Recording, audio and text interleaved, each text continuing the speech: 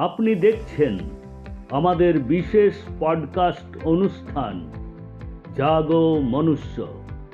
এই অনুষ্ঠানের মাধ্যমে আমাদের বিশেষ অতিথি সন্তান দলের সম্মানীয় প্রেসিডেন্ট শ্রী শঙ্কর সরকার মহাশয় প্রকৃতি ও মহাবিশ্ব সম্পর্কে আমাদের সবাইকে সচেতন করবেন।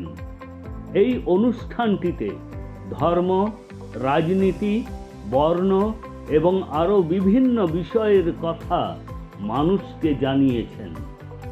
প্রকৃতির দান সার্বজনীন, জন্মগত অধিকার অনুসারে universal birth right given by the nature to all. এই প্রকৃতির সমস্ত সম্পদের উপর সকলের সমান অধিকার পাওয়া উচিত। এই সমস্ত বিষয়ে আমাদের বিশেষ পডকাস্ট অনুষ্ঠান জাগো মনুষ্য দেখুন।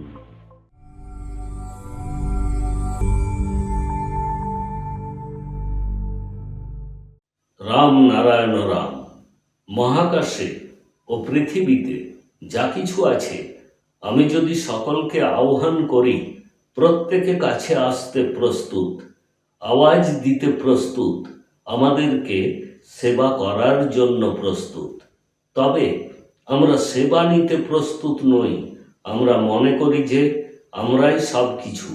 যেমন প্রধানমন্ত্রী মনে করেন যে আমি সব কিছু, রাষ্ট্রপতি ভাবেন যে আমি সব কিছু, ন্যায় বিচারের মানুষেরা যখন আদালতে পৌঁছে তাদের চেয়ারে বসেন তখন তারা মনে করেন যে আমরাই সব কিছু। আরে মৃত্যুর পরে আপনার কি অবস্থা হবে? কে আপনার বিচার করবে? মহাকাশ থেকে ধরিত্রী পর্যন্ত যত লোক আছে, মিনিস্টার, জজ, আরো অনেকে আছে, আমরা দেখতে পাবো এই সমস্ত লোকের কি অবস্থা হয়। আমিও রাজনীতি করতাম, কমিউনিস্ট পার্টি করতাম। কমিউনিস্ট পার্টি ক্ষমতায় আসার পরে এত খারাপ হয়ে যাবে আমি কখনো ভাবিনি। কমিউনিস্ট পার্টির আসল স্বরূপ আমি দেখেছি যখন 1965 সালে কারাগারে গিয়েছিলাম। তখন আমি ছোট ছিলাম, বাকি সবাই বড় ছিল। সেই সময় পুলিশ প্রায় 80 জনকে তুলে নিয়ে গিয়েছিল। প্রত্যেককে কারাগারে রাখা হয়েছিল। প্রবীণদের একটি পৃথক কারাগারে রেখেছিল, মহিলাদের আলাদা করে রাখা হয়েছিল, আর আমাকে একটি অন্য কারাগারে রেখেছিল। তারপরে পুলিশ অফিসার এসে দেখার পর আমার দিকে তাকিয়ে বললেন, আরে কেন এই বাচ্চা ছেলেটিকে তুলে এনেছো? সে কি করেছে? তারপরে একজন পুলিশ বলে উঠল, এই তো হলো আসল, এ হলো দলের পান্ডা। আমার বাবা তখন কংগ্রেস পার্টিতে ছিলেন। তিনি একজন স্বাধীনতা সংগ্রামী ছিলেন। আমি কমিউনিস্ট পার্টিতে ছিলাম। চাল তখন খুব সস্তা ছিল। তারপরে হঠাৎ চালের দাম বেড়ে গিয়েছিল। আমার বাবা প্রচুর চাল মজুদ করতেন।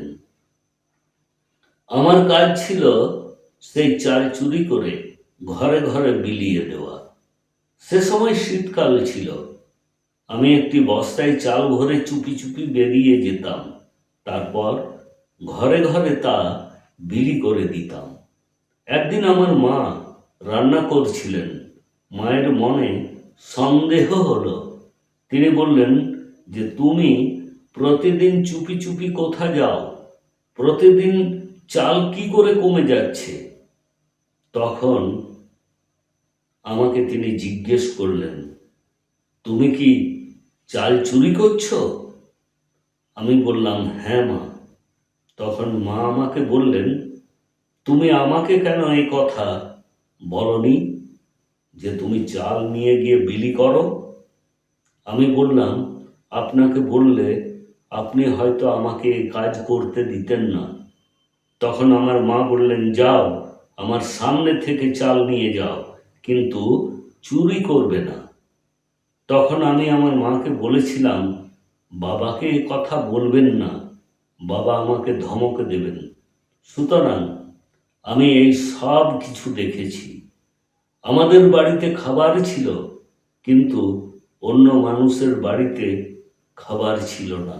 এটা কত দুঃখজনক। আমরা ভালো ভালো খাবার খাই, আবার অনেকেই ক্ষুধার্ত থাকেন, খেতে পান না। এসব দেখে আমার মনে খুব দুঃখ হতো, তাই আমি এসব করতাম। আমি চুরি করে খাবার বিলিয়ে দিতাম। শুনুন, বিশ্বকে পরে পরিবর্তন করবেন, প্রথমে নিজেকে এবং নিজের বাড়ি থেকে পরিবর্তন শুরু করুন। রাম নারায়ণ রাম।